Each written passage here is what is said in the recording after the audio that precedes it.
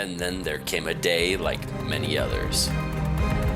The best Flarking podcast. Your nerd's eye view of TV, film, comics, and video games. With you as always, your mother Flarking hosts, Dunners and Reeg. Fellas, show them who they're Flarking with. Hello, once again, you beautiful, beautiful Flarking Flarkers. It's time once again for the best Flarking podcast. I am Dunner Sassam, and with me, as always, is the number one ace, world champion, intercontinental European champion of pro wrestling, Reeg. Reeg, how you doing? My hands are up if you can't see them. I mean, I can't, but I just assumed. My theme music is playing. I hear the crowd. Hey, Reeg. I'm good. I'm great. Reeg. Yeah. My mom's name isn't Martha. My mom's name isn't Martha either. Ooh, that means we could kill each other if it came down to it. We're gonna fight. It means if we did fight, it means we could, in theory, kill each other. It means that if we had a team of superheroes, they would probably be split right down the middle. Mm-hmm. It'd be some kind of civil war type thing. And, you know, there'd be all sorts of fighting and merriment and whatnot. Because if there's one thing that we don't have in common... it's a mother's first name. You know, I hear that it's enough to stop. It's enough to stop a super brawl and turn you into a best friend if your mother has the same name. Absolutely. As your enemy. So we kind of wish that April Fool's joke was not an April Fool's joke about Batman or Justice League, though, right? Well, I didn't even know about it until you. Yeah, dude, I was like, oh shit, is this thing? Before the cast. I'm like, please tell me this thing is legit. Please tell me it's real. And then it's like, Latino Review confirms that this is in fact our year's April Fool's joke. It's like, no, I want to believe so bad. Please. Oh, it's so true. Please tell me that Zack Snyder's leaving and George Miller's taking his place. Well, and I had no idea, so I hit the Googles, right away, and I see just a ton of... I just typed in Zack Snyder, because I know that shit's going to pull up any sort of reference within the past, 24 to 48 hours, and immediately hit the Latino Review, but, saw the page full of links from, a legitimate 48 hours, so I'm like, something had to have happened. Right. And I'm reading Latino Review, and then I get your text that they confirmed it was April Fool's. And it's like, no! No! Yeah, I insert, actually the perfect scream no for this, I think, would be Finn from Adventure Time, just... Yeah, exactly. That kitty just... I don't know. But yeah, I wish George Miller would be fucking incredible. And to your point, maybe the Flash would be happy. I'm saying, like, after hearing all this news of, like, just like after all this news where it's just like, I don't really care if that Grant Gustin kid is the Flash. It's like, all right, well, I mean, sure, fuck you, Zack Snyder. He's great as him. Yeah, I just, we'd like to keep a lid nice and tight on our universe, and that character's tone just isn't what we think would be good for our universe. And it's like, what? That character doesn't match our sepia filter. That character's just too uplifting and happy to be in our sad world. That's what we need to do, bro. We need to go through the entire DC universe now, or what is it, entertainment? What are they calling that thing between the TV? It's the DC cinematic universe. Okay, so we need to go through that, and we need to put Instagram filters to characters. Just Instagram the whole Yep. DCU. I'm into it. I'll do it.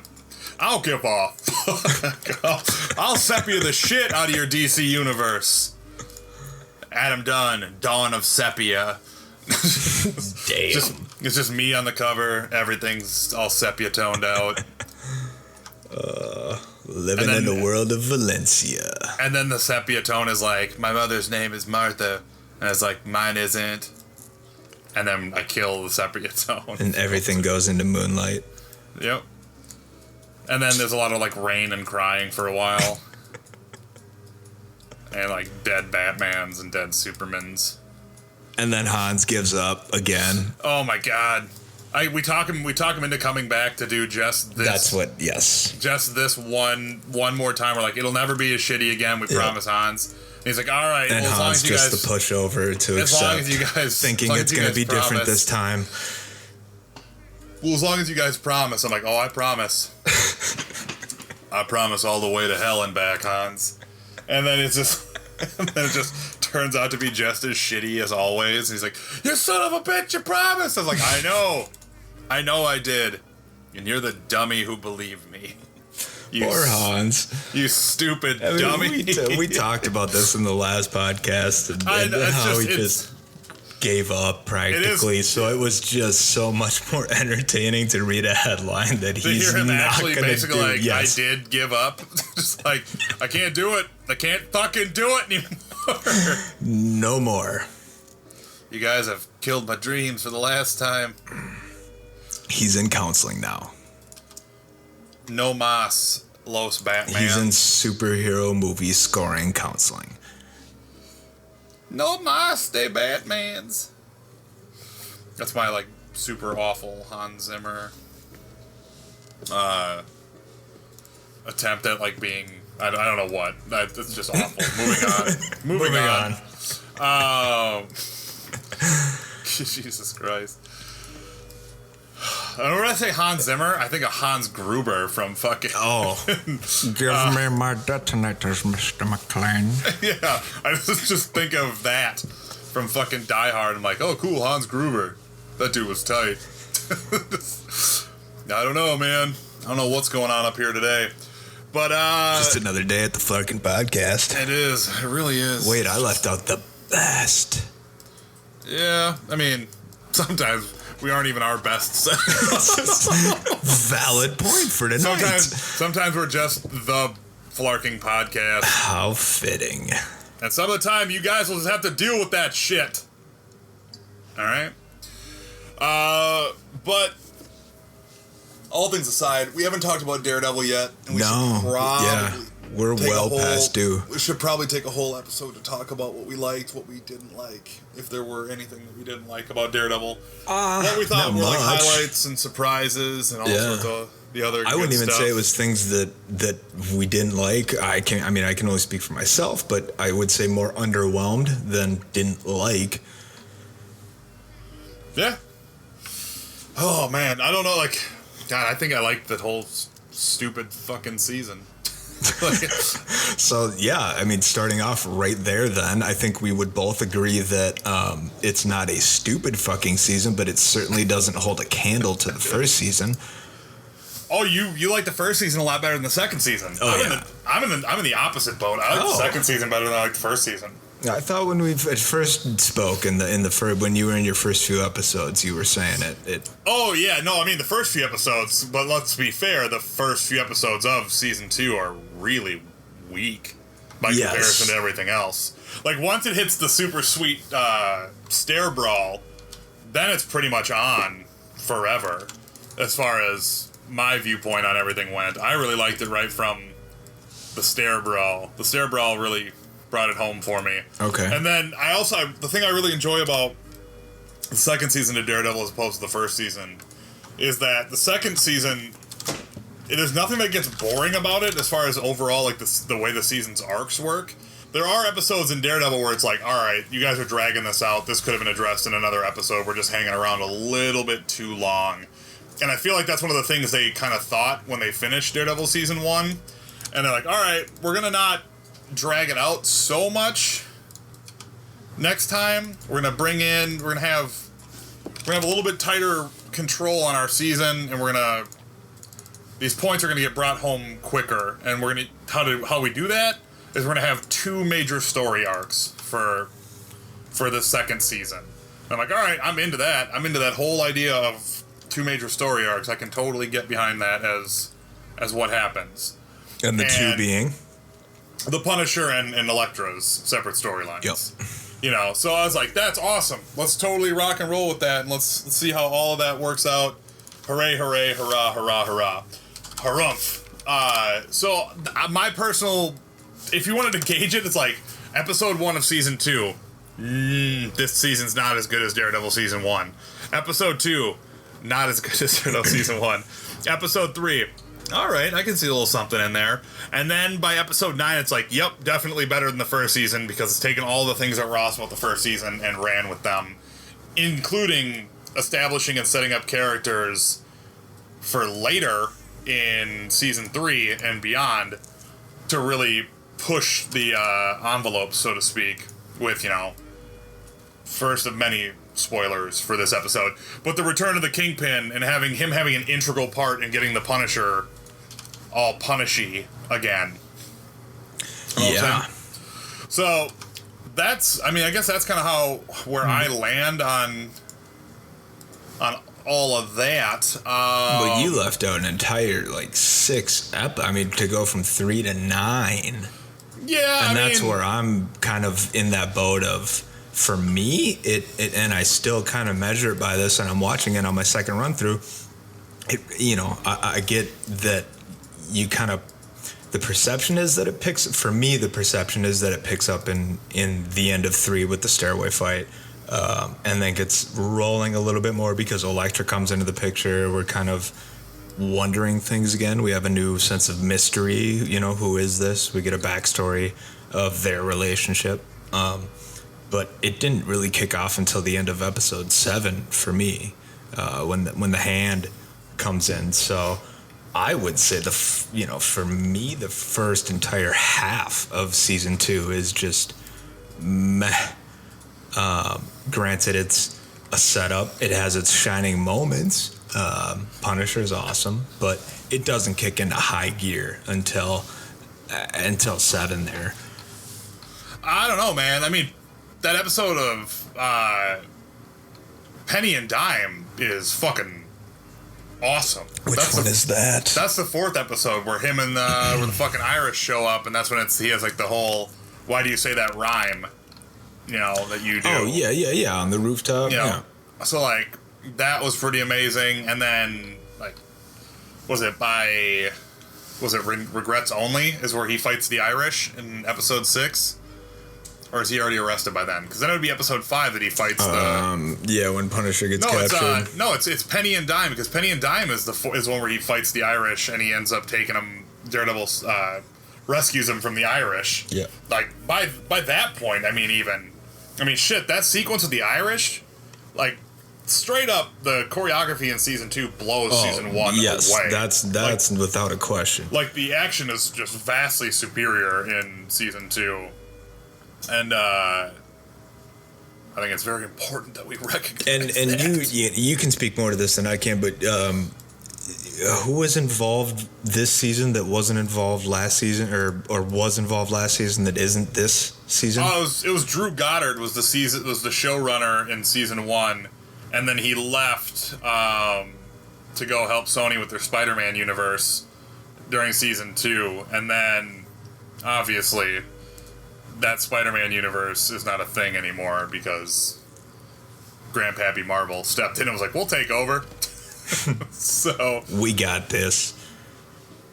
So I believe Drew Goddard is still involved with Sony's Spider-Man franchise stuff, but I don't think he's nearly as deeply involved as he once was when, per se, Marvel wasn't in the picture,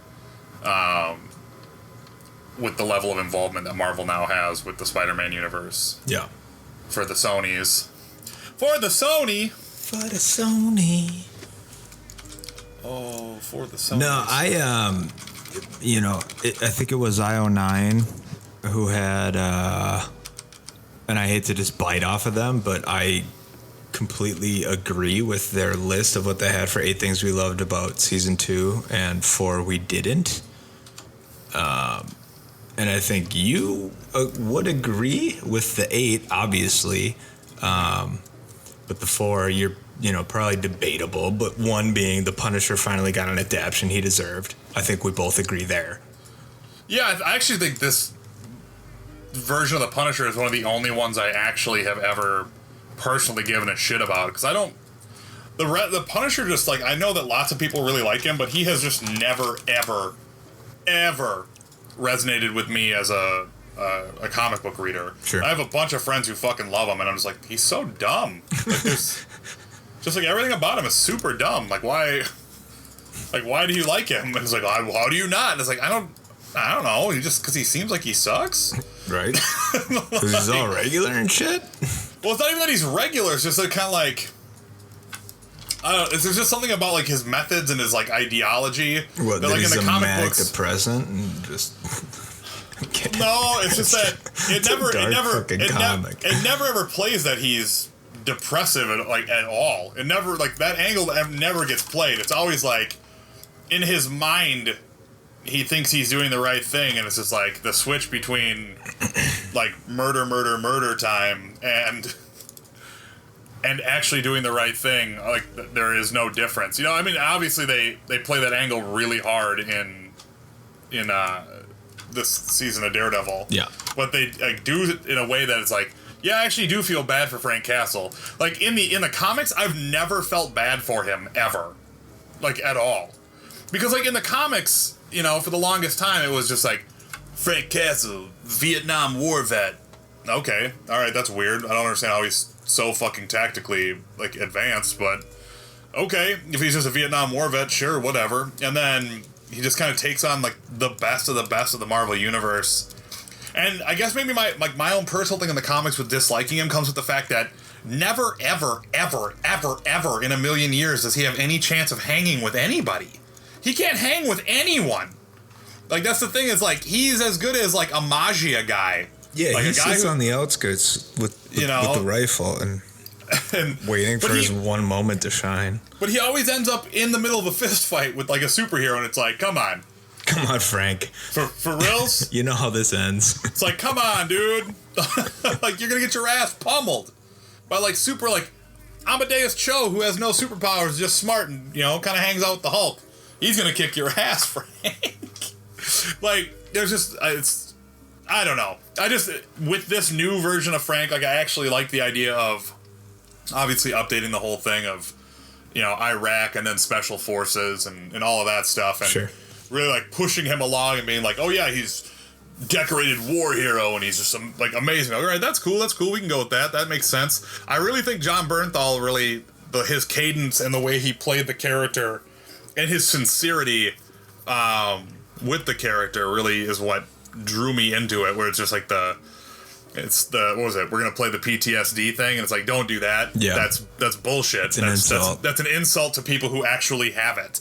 And I'm like, oh, cool. That's actually all right, Punisher. We're gonna play in the angle that you're not actually a fucking lunatic. That you're as he says, that he's smack dab in the middle of his right mind. Yeah. So I was like, all right, I can get behind that as an idea. Like I can see that whole hook. Let's go with that. So I liked that, and I would say that yes, we got a Punisher characterization that he does deserve, because after a good short film with Thomas Jane, an okay movie with Thomas Jane, and a bad movie with the dude who is yeah, you didn't like that one. The fat bearded guy. Yep. I didn't like it because it's a shitty movie. That's the only reason I don't like it. Sure. It's a bad movie. That's the only reason I dislike it. It is. I just like it because of how bad it is. It's so weird because it's like Looney Bin Jim and like Jigsaw are so far over the top that it's like I don't know.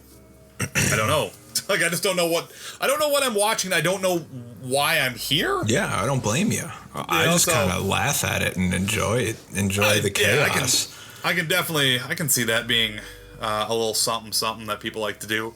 So I don't know, but I think I would agree 100% that this Punisher is the first real characterization that Frankie Castle has gotten. Yes. That is legitimately awesome, and I think they treated him. And this is another thing that I think is on par for season 2 for why it's better than season 1. All of the characters that they set up, Elektra and Punisher, are as important to this season as Daredevil is himself. And I think that's really kind of cool to like kind of let Matt kind of simmer in the background and kind of float in this. Oh, it's so much easier to just kind of like run around with Elektra and like, Yeah, and we'll get on that later, but I think Matt played too much of a background part and not enough of a of a forerunner. I could see that. I mean, I guess it depends on what elements of the season you really were looking for. Yes, so exactly. So number 2 on their list was that Elektra Nachos got a full and tragic tale. Yeah, I mean, I don't know if I feel like Elektra's story is all that tragic, but like, it's accurate. Like, yeah. It definitely feels like Elektra's got her story finally got told. Right. Well, exactly. I'm glad it didn't just hop in, hop out. You know, and we got the whole start of it, and I was like, because I was wondering when the season started and we got her about halfway through, I'm like, I wonder if they're gonna kill her in this season. It was like the very first thing I was like, I wonder if they do it. I'm like, would be pretty badass if they got to the point where she dies, and then the next time we see her, she's the leader of the Hand, and she's all like crazy brainwashed and evil after coming back from the old dead. Yes. As the kids like to call it. But yeah, I guess sure it's tragic if you want to look. I guess it's Shakespearean in the whole thing that her and Matt's like, I love you, Matt, and it's like, I love you too, Elektra, and it's just like, all right. Not to be like Captain Spoiler guy, where it's like, screw your dumbass love, get a room, nerds. I think the tragicness more lies in her, and they kind of speak to it in their write up. But personally, I think it's the growth she kind of goes through, where she started out trying to kind of get Matthew to be a different type of person, but then eventually kind of folds into this.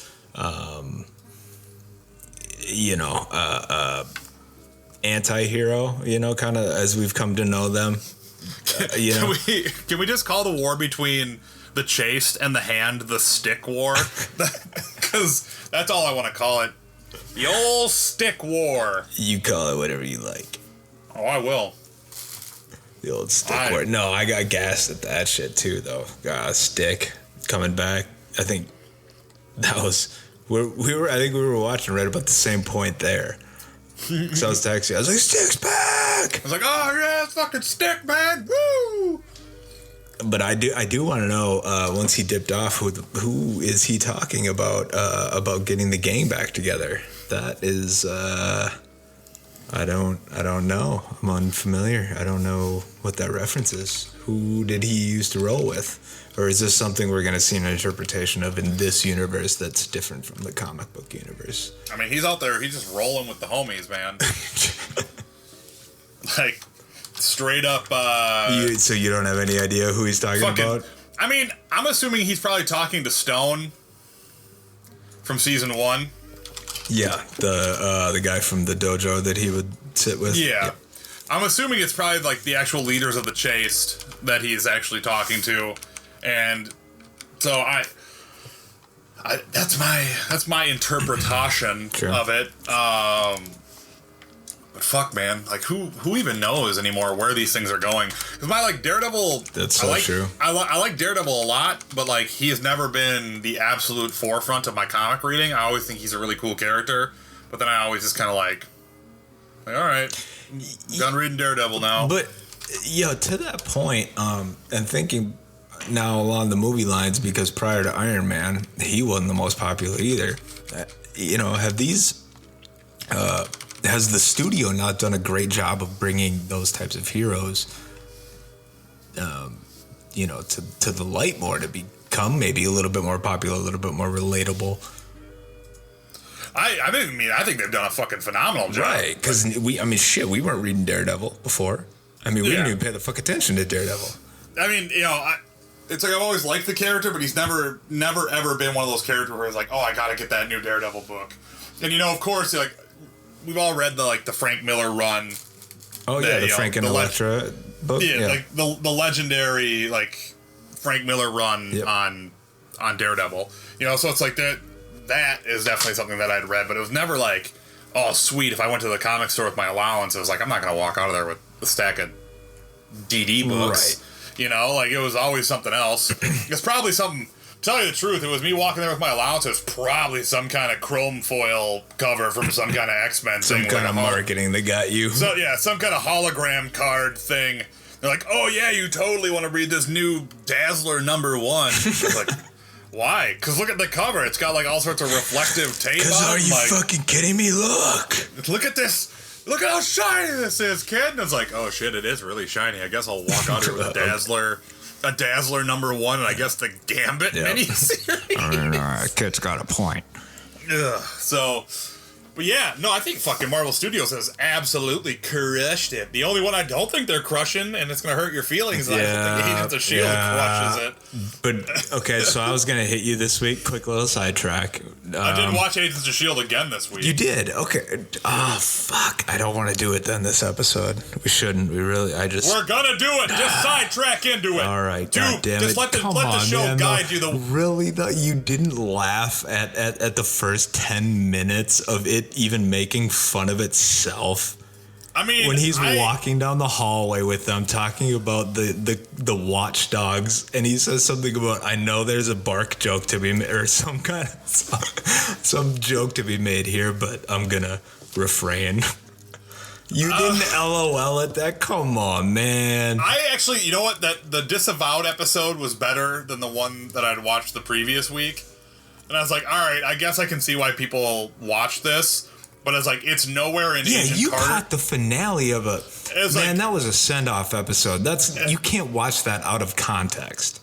Well, I mean, I know who fucking Mockingbird is. Yeah, I know that, but you haven't watched the shit that has culminated to that point. But, like, that whole thing doesn't feel like a finale or a send-off. That feels like, coming in September, Marvel's Most Wanted. The spin-off! Your favorite characters on the run from the government. Because you didn't watch said episodes. No, I mean, the one episode that gets them disavowed is the one but you didn't watch anything before. That whole story is self-contained. That's why it doesn't feel like a send-off episode. It doesn't feel like a send-off because it isn't. They're not sending them anywhere. They're getting their own show. That's what I mean. They're sending them off that show to another one. Goodbye. I'm not going to watch you in this time slot anymore. But like a send-off usually means a character's leaving the show. Like they're just not going to be seen anymore. They're leaving a time slot. They're not going to be seen on that show. They're not going to. I mean, they're still in the exact same universe, and characters will be in it. And then like it was I know, so. But you know damn well you'd be doing the same thing to me if our roles were reversed right now. It was so corny though at the end of the episode with like it's a spy's toast. Like I loved it. I'm like, it's a fucking let's end this episode in the corniest way possible. Fucking Nancy. Dude, I think Agent Carter is great. I think Agents of S.H.I.E.L.D. is the absolute weak link of the Marvel universe. I think it's awful. And I can understand why they won't let them use any Banner Inhumans in it, because they don't want to waste them. Any what? Any Banner, like high-level Inhumans. Like, there's an embargo on that. You know that, right? Like, they can't use Black Bolt, they can't use Medusa, they can't use Karnak. Because of the movie. Well, they can't use any of the ones that are considered up there. Yeah. They can't use any of them. Any of them that are, like, really comic book focused. Like, sure, you can have Quake. Sure. You can have Lash, too. You just can't have anyone else who's important. I don't know. You know, it's just kind of... It's one of those things where it really feels like it has the elements of a Joss Whedon-type production, but none of the heart of, like, Buffy or Angel or Firefly or Dollhouse. It just doesn't feel like it has those things. And that's, you know... And I just still challenge you to tell me that after watching the actual entirety of the seasons. Well, I don't want to watch 44 episodes to determine whether or not I think a show is any good.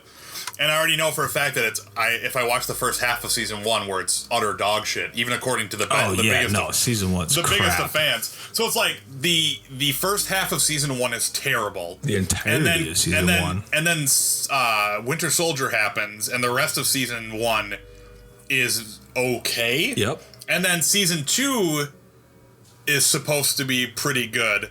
But it's like, all right, so what you're telling me is to learn that this show is great, like, not only do I have to watch 13 bad episodes of a show. No, you don't. Like, I have to jump in there and do the whole, like, Deathlock arc and the, like, Project Worm Centipede guys and deal with that whole angle to get to the part that's okay.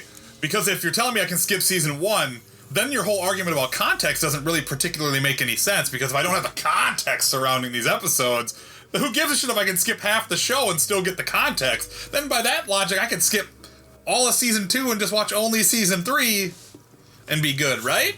Well, no, because the one that you specifically started on is an event that is the end result of said things. So given that, you know, you could skip season 1, there's nothing that happens at the end of it that is going to be a result of all the episodes prior to.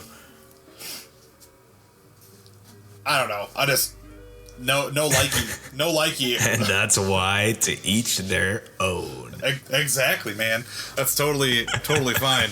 But I mean, I guess like Mockingbird is pretty cool. The little British guy is super annoying. I'll check out Marvel's Most Wanted for a little bit, but like I'll probably watch like 1 or 2 of those, and if it's no good, then it's gonna get thrown right in the can. Yeah, it might be bad.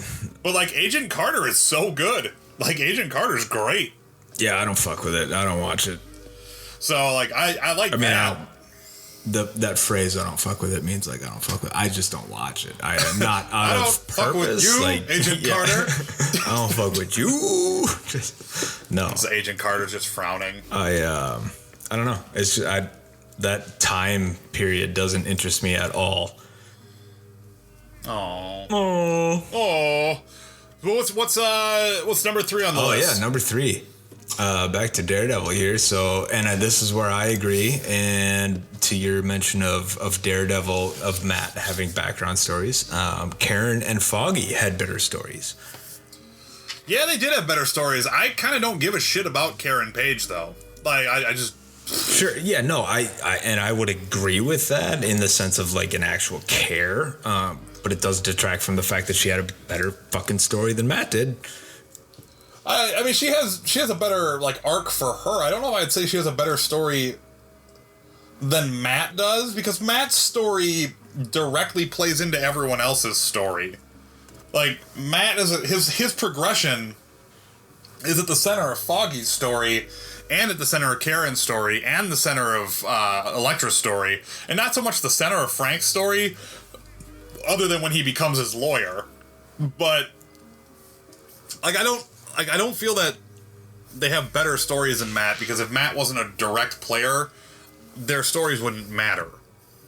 Oh, yeah, no, well, like, that's the tie of what brings them on. Well, yes, it's the tie, but at the same time, it's like Karen's motivations are, I'm in love with Matt, and Matt has trouble being in love with me. And then I'm getting a new job as a reporter, which I didn't really give a shit about her taking Ben's job. That I didn't. Yeah, I didn't really care about that. Like, Foggy's story is like okay, but it's like, here's my qualm with Foggy for this season is that it gets to a point where it's like, Foggy, shut the fuck up, dude. Either just button down and shut the fuck up and ride on Team Daredevil, or pack up your fucking shit and take your floppy hair and get the fuck out of here. Because I'm just so tired. I'm so tired of hearing you. I almost like, when Matt does the whole thing of like, I'm done apologizing for who I am, I was like, fucking A right, Matt. You shouldn't have to keep apologizing to this fucking guy. Because for one, he was the fucking derpy loser in college that you basically drug along. It's like, come on, man. It's like, you don't like that he's being Daredevil? Seriously? Like, then fucking stop being his partner and walk out the door and stop like making it tough on him. You know? Yeah. It's just like, Foggy's there to be the fucking wet blanket in every scene. You're supposed to be here. It's like, I know I was, but I was out fucking fighting ninjas who were trying to take over the city. Well, you know, I had to do the opening myself. Yeah, and I heard that you crushed it. Well, I mean, you know, I read all the files. Yeah, dude. I fucking fight crime every night. It's just like, sometimes one of us is going to be reading the files, and it's not going to be me, Foggy. That's just how it is. Because sometimes I'm out there daredeviling, getting information that you can't get to help win a court case. So shut up. Just shut up, God. So, like, they had good stories, but they were just kind of like, I wouldn't even miss their stories if they were gone. But I liked having those stories there. I thought they were interesting. Like, I like that the whole Nelson Murdoch thing is over, because I I didn't want to keep having a Ross and Rachel type thing, a will they, won't they keep their practice. Because season 1 they did it too, where it's like, are we even Nelson and Murdoch anymore? And then by the end it's like, avocados at law, we're Nelson and Murdoch. And then like, almost immediately as the show starts in season 2, it's just Nelson and Murdoch in trouble once again. It's like, shit, apparently when the show's not running, they just have a great time as lawyer partners. But as soon as like we see into their life, there's just turmoil at the office every night. So I don't know. I don't know if I would agree and say they have better stories than Matt, but they have better stories overall than their previous seasons. Word. Season. Saison. So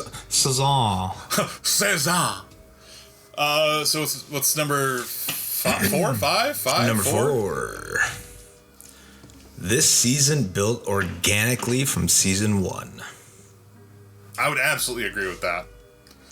This is like it's like a direct extension of the events of season 1. I mean, up to and including Kingpin in jail, yes. Manipulating the events outside of jail. Yes. So that was fucking rad. And the idea of the Irish trying to make the step up once the Chinese and the Irish and the Japanese are all destroyed. Yeah. It's just like, oh yeah, of course people are going to step up to try and take their place. Right. Well, and we kind of got a glimpse of that throughout the trailers as they got it got closer and closer to the release date. Right. I think the last one was the one that had that literal sentence of the, no, you took out this person, this person, this person. You thought they were gone. You just made it easy for them. Yeah, it's just like they were waiting. Right. While you took out all the competition. Yeah, that was wow. Yeah, I have no disagreement about that. That I think is 100% true. Yep. And to which you would agree very much with number 5 being everything about that Fisk reveal. Yeah. The Fisk reveal, I've been working on my Wilson Fisk impersonation too ever since that episode where it's just I believe you got my message. The rising tide, Mr. Castle. Just that whole moment too where it's just you want me outside taking out your competition? Yes, because when I get out of here, I don't intend to wage a war, Mr. Castle. I intend to win one. And it's just like, awesome. Absolutely awesome. And it's like their whole interaction of like, I thought you were going to die in that cell, dude. I thought those guys would eventually kill you. But you know what? Yep. You killed all of them and you survived. Let's get you out of this prison. Yeah. So it was like, that's fucking sweet. And, as we had talked about before, we had thought he became the Kingpin at the end of season 1. Right, with the white. He didn't become the Kingpin. No. He didn't even become the Kingpin until this episode. No, at the episode after that episode. Right. I think because we get the name drop from the guy who he's going to murder and take over from. That's when he, again, returned the next episode says. And mentions it from we get to hear him for the first time utter the word Kingpin. There can only be one Kingpin. Oh, you were right. Oh, that was fucking awesome. As he's eating the dude's steak dinner. As he's sitting there slowly dying. Getting good, bro. You keep working on that one. I know, man, right? It's really the cadence and segmenting your words.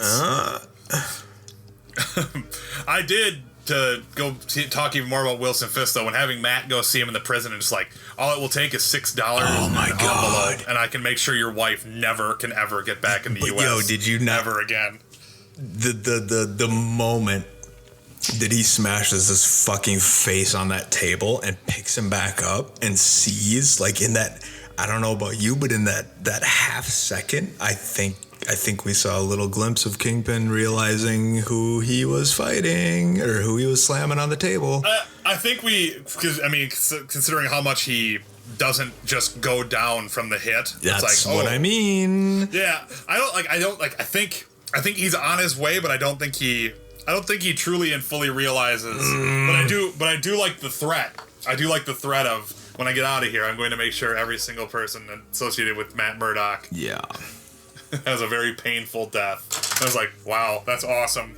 That's great. And it's just like, then Matt coming to the realization that it's like, oh shit, you run the prison already.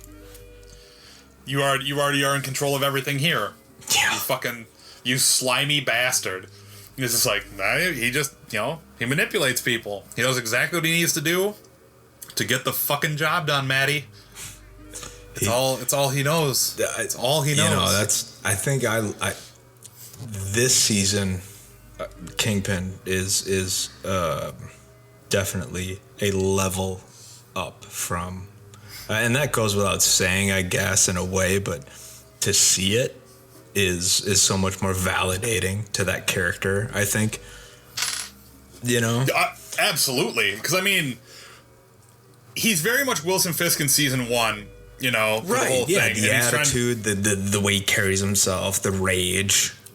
And I really like that this is all just cold, calculated, like, manipulative movements from him. Yes. Versus everything that he's doing in this season is by design. And none of it goes sideways because no one's looking. Yes. So like that's another really great thing where it's like, oh yeah, as long as I can make sure no one's looking at me, I can do whatever the fuck I want. Yep. That was the mistake last time, is I let people look at me.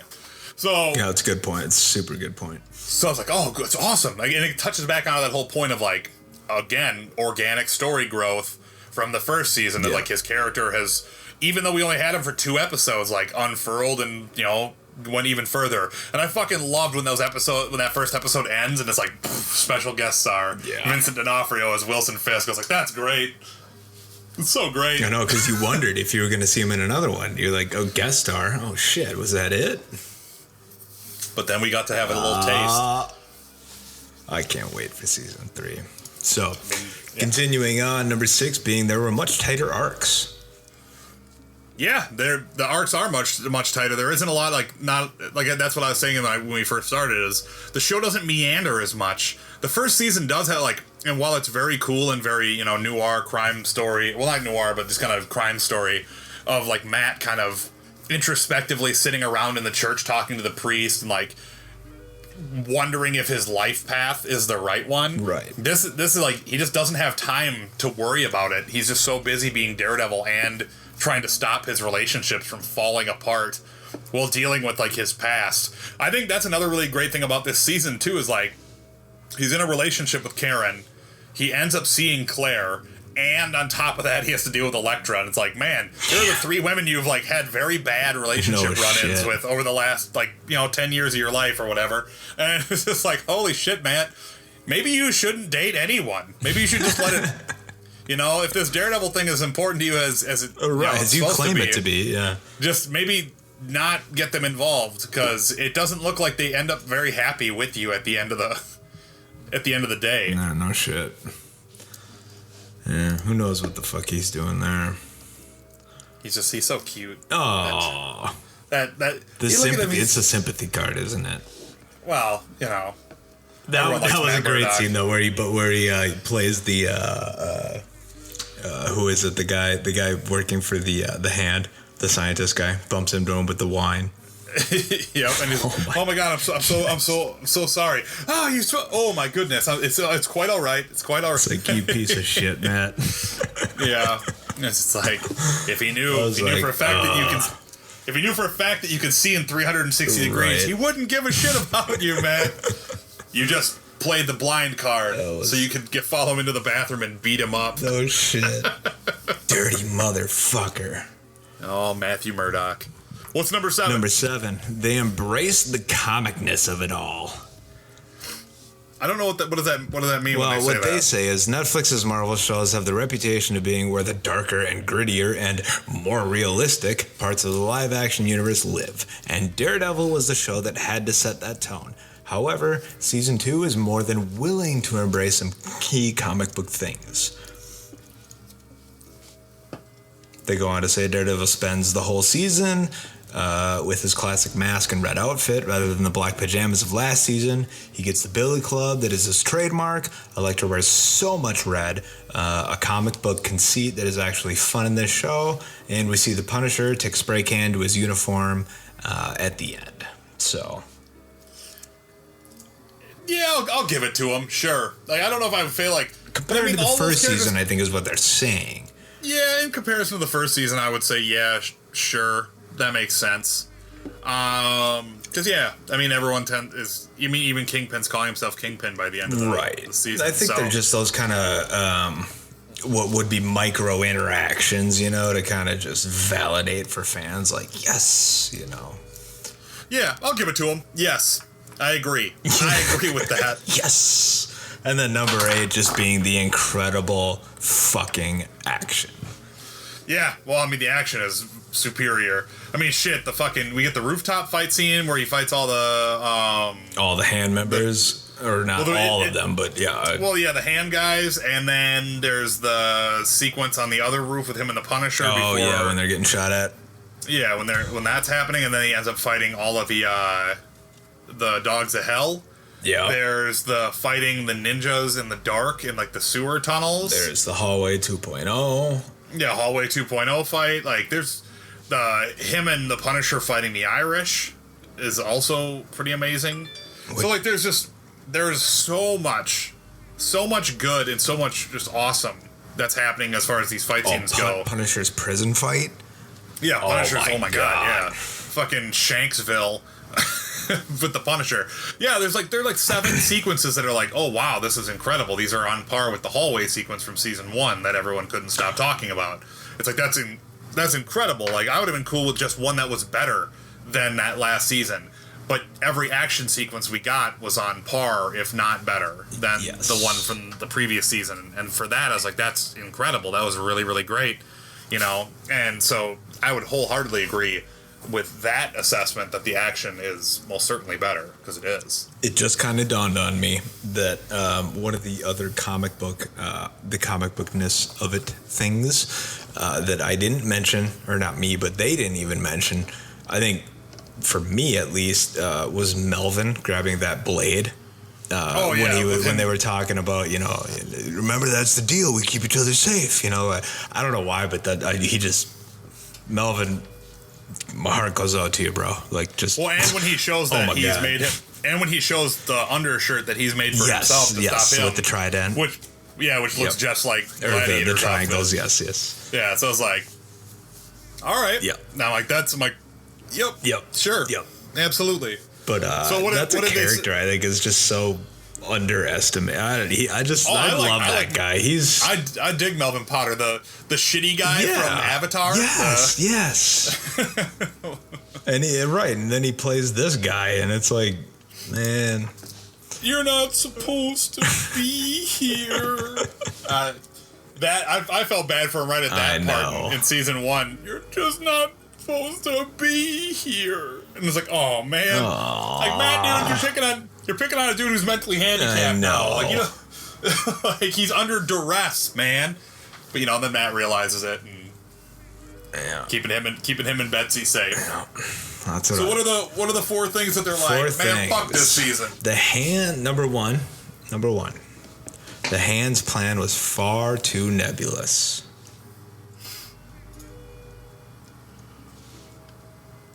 The plan to search for their leader? Why? That's, I guess, in a way that I think nebulous meaning, cloud, the literal cloud form, like, that's just it, is we're just confused of what the fuck was their plan. Like the arc doesn't really make any sense as to how they went about finding their leader. So that's what they say. Black sky. Black sky? Black sky. Black sky, black sky, black sky. There we go. I just summed up the climax to whatever the Hand's mysterious plans for Hell's Kitchen was about. Still confused? So are we. Yeah, I'll give that to them. I think that the black sky part could have been handled better, but they did talk about how it's like an unstoppable weapon in the previous season. It's just they don't do a good job of explaining why the black sky is so dangerous. But clearly they're trying to find their leader. So the incarnation of their evil god, basically. Yeah, but we were still left with the whole, whatever the fuck that thing is, or what's waiting to go there. Well, I'm assuming Elektra's going to get put down there. But why does it need to be that big? And why is it square? I don't know, man. I just know that their god is like, the portals are down there, man. I don't know. That's the whole thing. Is like, because I mean, like, the whole thing is they're trying to like bring their god back to life. He just happens to be the dimensions of a skyscraper. I mean, I don't know. Maybe they just felt like digging a big ass hole for effect. All right. It would look cooler with a big ass hole than like a hole just big enough for a giant ceramic bottle filled with one person. Dude comes back to life and he's like, "This hole's you overdid it, guys. Bunch of fucking overachievers." Who said dig the hole this wide? Nobu. Why'd you dig the hole this wide? I thought it would look cool, and, sometimes things looking cool is important. I agree, but I do feel like this hole is still too wide to be cool. It's just too impractical. It just doesn't seem right. So, next time you have to dig a hole, maybe not so wide. Maybe not so. All right, understood. I got it. Fantastic. What are we doing now? Oh, shit. Because, I'm back. I'm black skying it up. Let's do something. Let's take over something. Let's get down to business. Let's take over a section of New York City. Let's Shadowland this. Because that's going to matter in the grand scheme of things.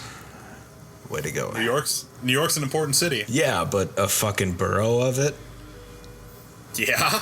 Hell's Kitchen's super important. Super, because it's so slummy. It's where all the cheap property is. It was devastated after the incident. God, do you even watch Daredevil? Do you even know what show we're talking about? Do you even watch this show? You just reading from a script? What's the second one? Second, Blacksmith Twist. I don't know. You That's liked great. it? I like the black. I mean, I like the. Do they mean that it turned out to be his war commander, yes, or the fact that the blacksmith is involved the in war general? Commander. That it being Colonel whatever his name, Clancy Brown or Colonel Sanders. Schoonover. I mean, you could kind of smell it a mile away. It wasn't a very good twist. I'll say that. I didn't think they were going to resolve it in the season, is what I thought was the angle, is that it's like, we're going to hold on and wait to have these questions answered later. It felt pretty shoehorned as far as like here's the blonde guy, the Jared Leto from Fight Club who's helping the general or the colonel or whatever. And then Karen seeing the picture and then like the gun being like, "You're going to come with me." I was like, oh, really? So, yeah, I guess I didn't really like it, but... Wait, you thought Gary Sinise is this guy? What? The blonde guy who gets his head beat in from Fight Club? No, the guy... No, the blonde guy who came back, who's like, "How can I serve you?" With the bleached blonde guy who gets killed at the boat. Oh, okay, yes, all right. That guy looks like Jared Leto from Fight Club. Wait a minute. No, not the colonel, the guy who comes back to help him, who's part of the squad with Frank. But we never got any kind of anything as to why this motherfucker even resorted to drug trafficking after the war. And it's just like, there's lots of like you money said, just involved shoehorned and like, what? It is very tacked on. I was hoping for a non-reveal. Really? Sure. Yeah. No. And I think that would have been better, actually. And it was really weird to because when they were like, "Oh yeah, the blacksmith," I was like, "What? Like the Kree guy? The guy with power? Like the actual dude with powers?" Oh, like and that's what I did. I took to the Marvel Encyclopedia with the fucking quickness. Yeah, it's like a Kree alien on Earth as a drug dealer. I mean, that sounds really Agents of S.H.I.E.L.D. Sounds pretty dumb. Sounds like the payoff of an episode of S.H.I.E.L.D. But it then turned out to be something equally as dumb for a different reason. Sure. So yeah, I guess that is one of my. Yeah. Yep. I'm disappointed. See? There you go. You didn't even know it. Number 3, Matt Murdock is a horrible lawyer. No, yeah, that's a crock of shit because he's not a horrible lawyer. He actually kicks ass pretty. Dude, pretty hard. This is a movie theater. What are you doing here? Hey. I'll yell at my wife. Look at what you're doing to the fans. About calling to check in with me. I'm sorry, everyone, but my wife wanted to check in with me just now, and I just sent her straight to voicemail. So I'm gonna hear about it later. I'm gonna hear all about it later, about why I just sent her ass straight to voicemail. So there. I don't think he is a horrible lawyer, because. Well, hang on. Okay, let me read what they have to say, and then you can get your 2 cents in. So. Oh, I will. If one of the themes of this season was Matt embracing the vigilante life as his true identity, then seeing him give up both Nelson and Murdoch and a relationship with Karen should have felt like more.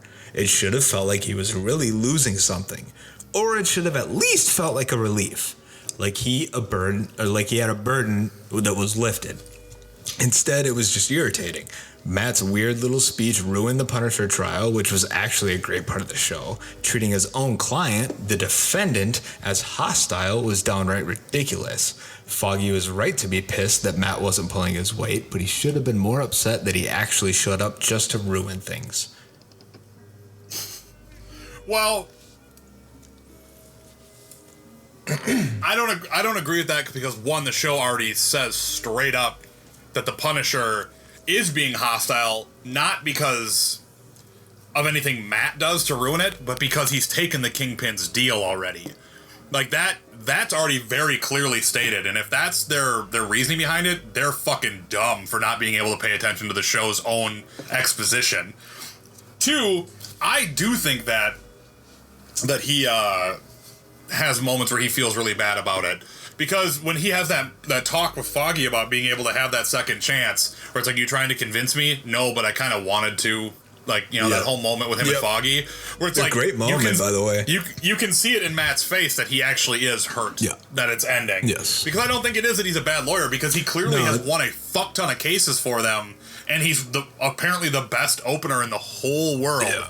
And one of the best cross-examiners around, as far as Foggy knows.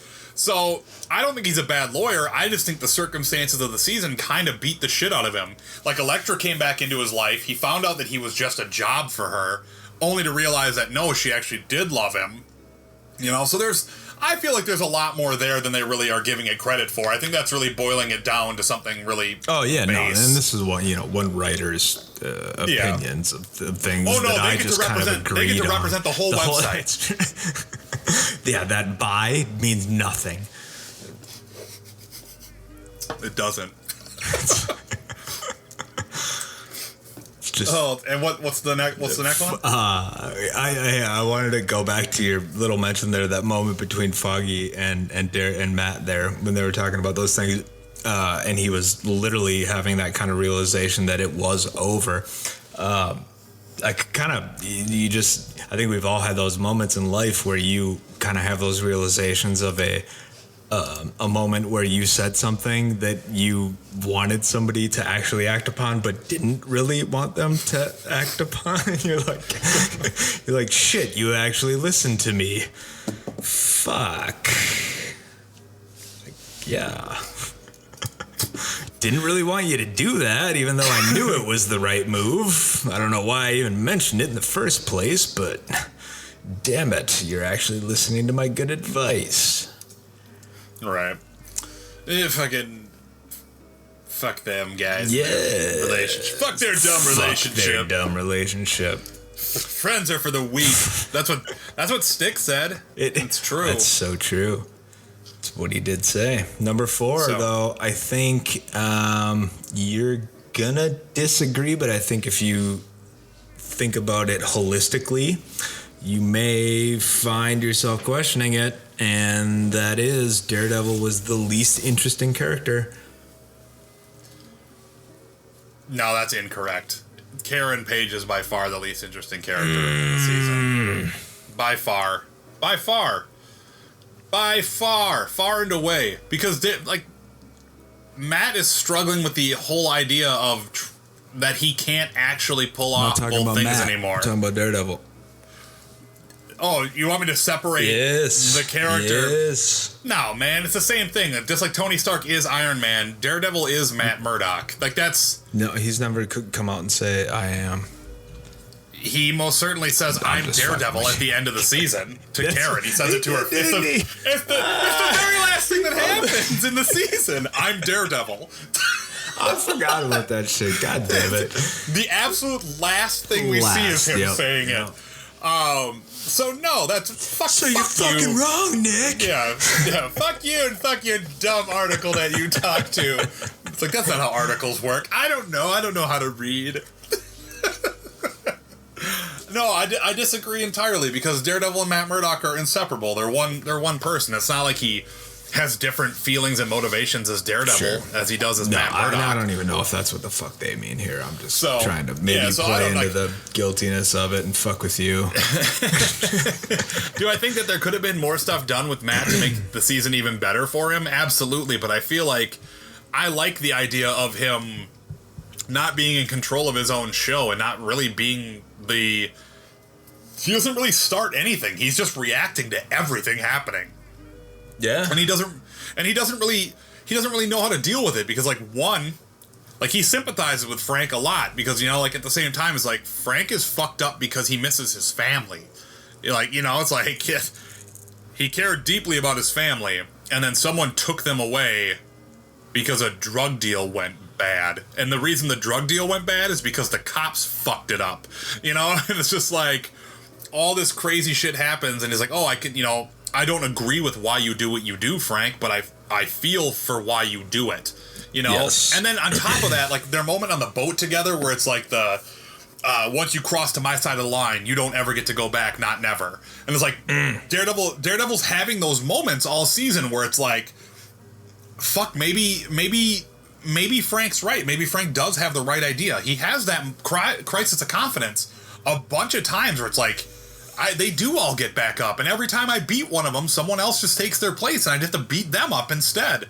And it's like, and then on top of which, Claire being like, this isn't your city.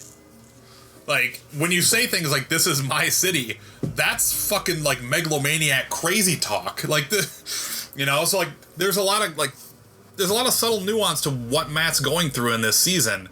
And sure, it's not, like, flat out in your face the way season 1 was, but I think he's struggling just as bad through this season as he did in the first. So I don't know. Yeah, that's just my thought on it. I wholeheartedly disagree, but I would say Karen Page is the least interesting character of this season. And I will say this, and it's cold-blooded as fuck, I do hope season 3 has Bullseye in it, and I really do hope Karen Page's arc ends in season 3. I'm so tired of the girl from True Blood. Like, she's a good actress. Deborah Ann Wool is a very good actress. Her character doesn't have anything to do. They're inventing things for her to do. She's not even. I disagree wholeheartedly. Where she's digging and investigating, and I loved watching it. But they're creating, like, this is all something that could go to somebody who's more important. Like, she's just. So what? I don't understand though what that means. More important, like, she's been around since the first. What do you mean more? Who else would it go to? Well, I mean, do you not like her? Do you have a vendetta against her? Is it something personal? What is this? No, she's boring. Like, her arc is boring. Like, everything about her is to be like, well, maybe we did this. Well, maybe I like the Punisher. Well, maybe I am in love with you. It's like, well, maybe you're just so don't need to be on screen. This is so unnecessary. This is like such superfluous storytelling. Like, this does, like. At the end of the day, if you remove Karen's whole arc from the season, would it change the outcome of the season? No. No, it wouldn't. What? It wouldn't change anything. What do you mean? She's the entire one who communicates with the Punisher the whole fucking time. Remove her whole arc from the season. She's used as bait for the Punisher, and he saves her life once. Otherwise, he wouldn't have to save her at all. Like, the outcome would still end the exact same. The checksum would still be 0.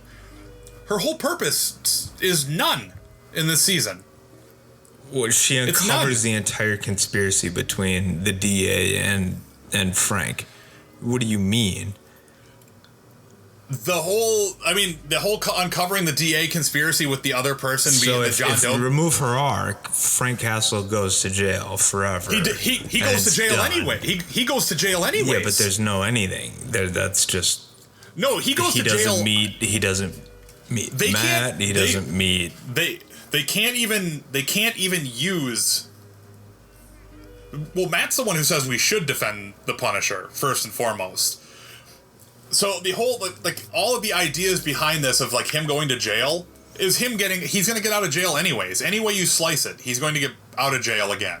The Kingpin moment is going to happen for him, one way or the other. And he gets out of jail. Like, the end of the season still plays out the way it plays out without her character at all. I mean, she's a nice addition to, like, break away from the superhero action of the show, but she doesn't serve, like, a thematic purpose.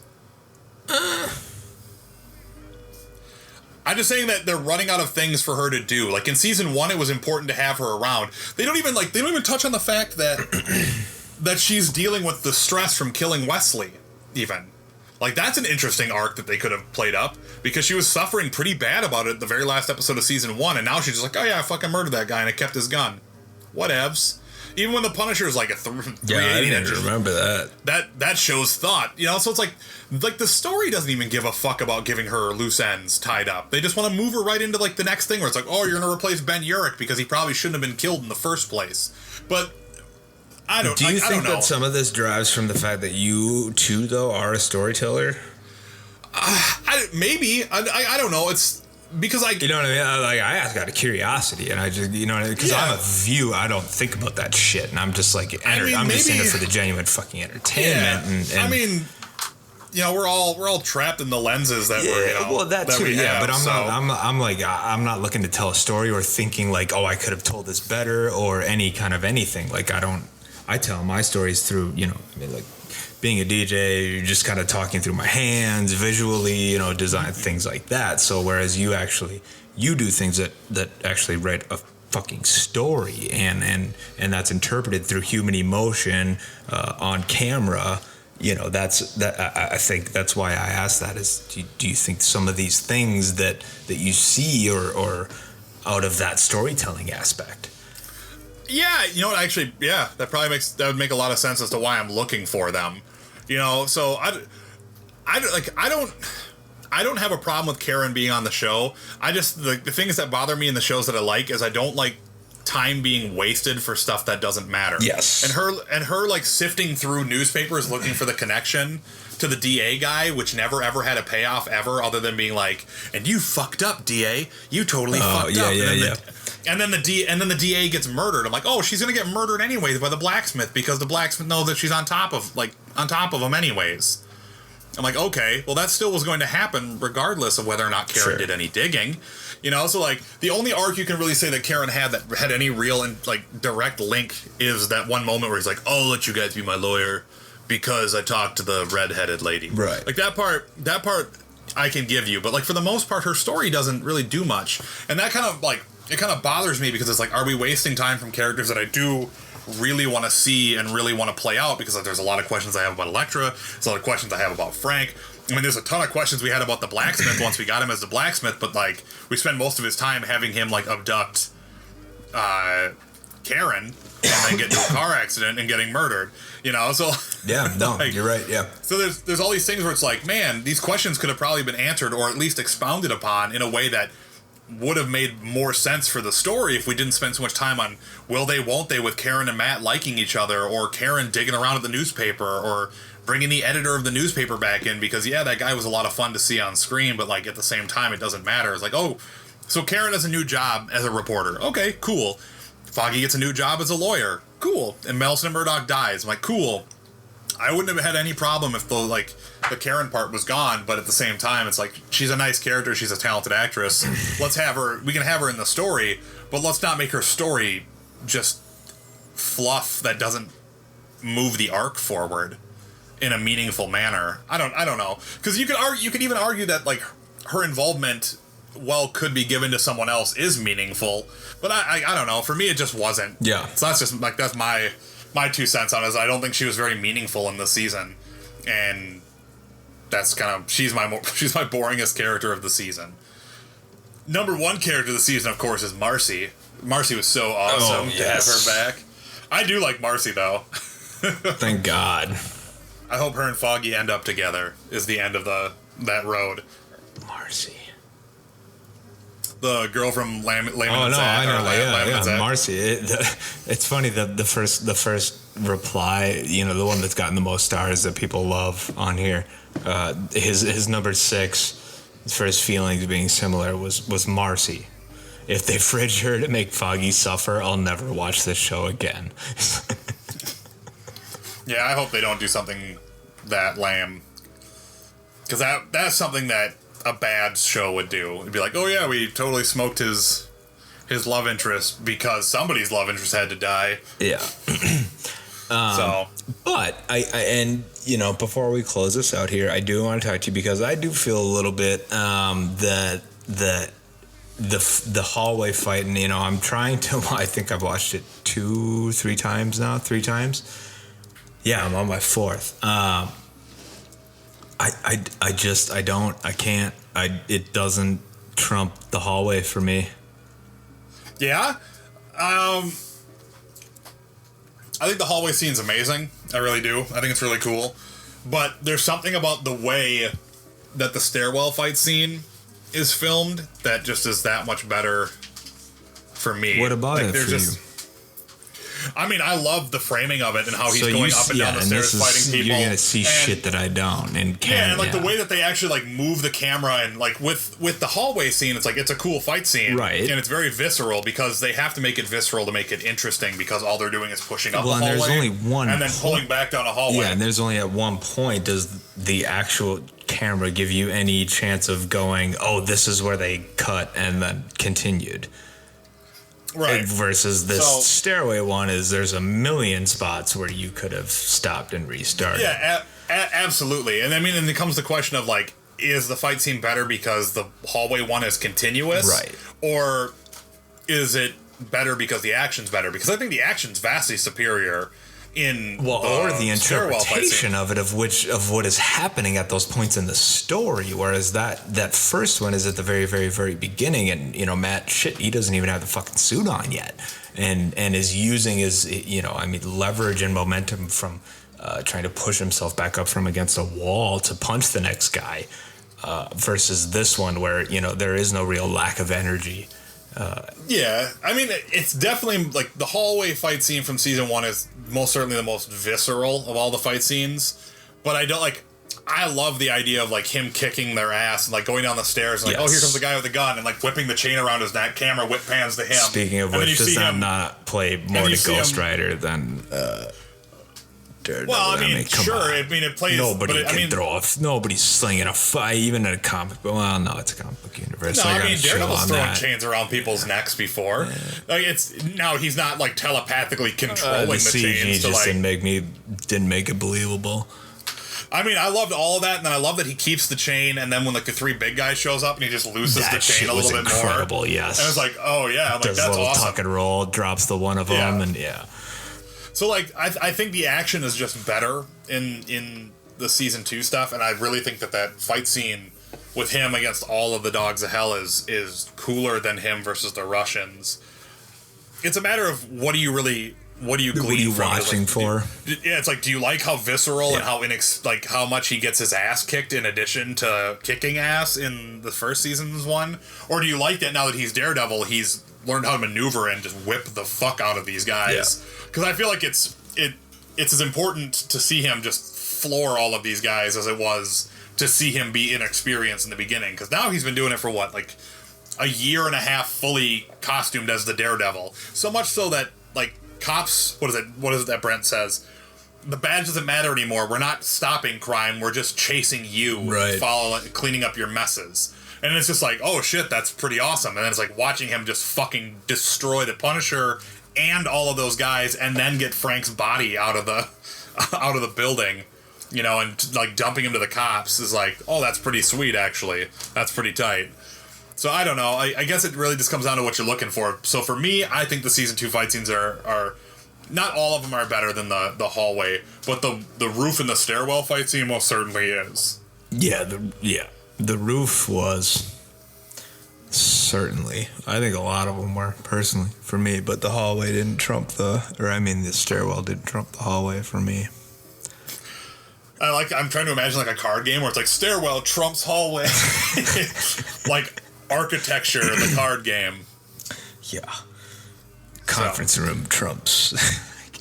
But you know what? This is as good a time as any to be hey, what do you guys think? Did you think the fight scene, right? The legendary hallway fight scene from season 1, is better than the stuff from season 2. Are you team Nick or are you team Adam on this part of the argument? Also, like, do you think that, you know, any of the comments you have about whether you thought the Punisher was great, whether the Punisher sucked, whether you like Daredevil being in the red suit all season, like, you know, anything you want on there or anything we missed, let us know. I do have one thing I had to correct from last week.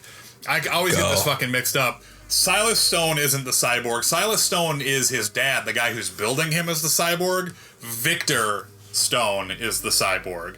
I always get that mixed up. I always get it mixed up like that. So, the little Batman versus Superman fix for you. Also, Batman versus Superman fell 81% in its box office take yesterday. It only pulled in 15 million yesterday. So, its staying power is almost non-existent. So if you haven't seen the train wreck yet, you better go see it. Yeah. People keep asking me, should I go see it? And I'm like, wow. Just listen to the thing I made about it. Did you see that? Somebody? Oh my God, my patience for human beings wears thin. What do you think? I heard a lot of negative reviews. Yeah, right. Like, I just posted a podcast about it. Exactly. Yeah, I posted a podcast on Facebook, and then somebody comments asking me what the fuck I thought about the film. Are you kidding me, bro? Like. It's perfect. It's the only way that could have. It's the only way that could have ever gone down. It really is. So yeah, like all things considered. I hope you're listening to this one. Yeah, we're hoping you're listening to this one, or you can ask questions about how he feels about the Daredevil thing. Yeah. Later. There we go. I'll get a comment on that one too. Also, thank you guys so much as we made the transition over to the Best Flarking Network on the old Facebook and the YouTubes. TBFN. We are TBFN. It's like the station ID jingle or something.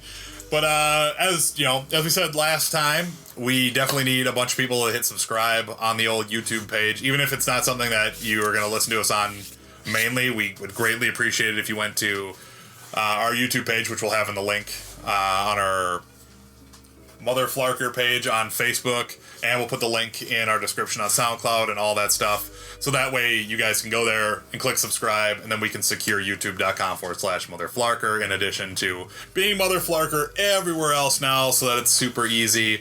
And we appreciate you guys for firing off. Like I think we have like 400 minutes listened already on the new YouTube page. So that's mucho appreciated that there's that much love going on for the old Mother Flarker Best Flarking Network.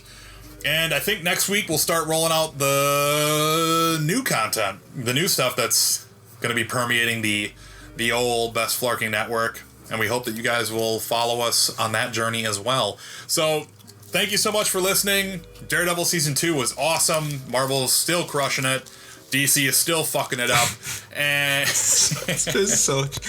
I don't want it to be true because it's like it just plays into the fanboy domain. Yeah, it's so fanboy. It's just like, look at how good Marvel is, and look at how fucking dumb it's like, no, DC you can is. completely take my fanboy away, and it still remains relevant. Yeah, it's just kind of objectively true at the moment. So I'm sorry that I love Marvel and that your DC films suck. It just so happens to be a fucking fact right now.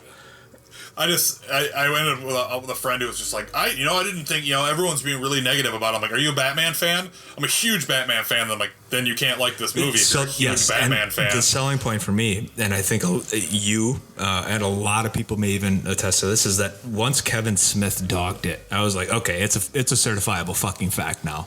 The biggest Batman fan in the world dogged Batman vs. Superman. Well, just saying a movie has no heart. Yes. Yeah, it's like the movie has no heart, and it most certainly has no humor. Yep. But it's full of spectacle. And I was like, cool. So, that's it. Good. Certifiable fucking fact. Yeah, good job, Kevin. You nailed it. Yep. You nailed it, homie. You the real man now, dog. Please tell any and all DC fans. Shout it from the goddamn mountaintops. Let them know. So, until next time, you guys have been awesome, and we have been the Best Flarking Podcast.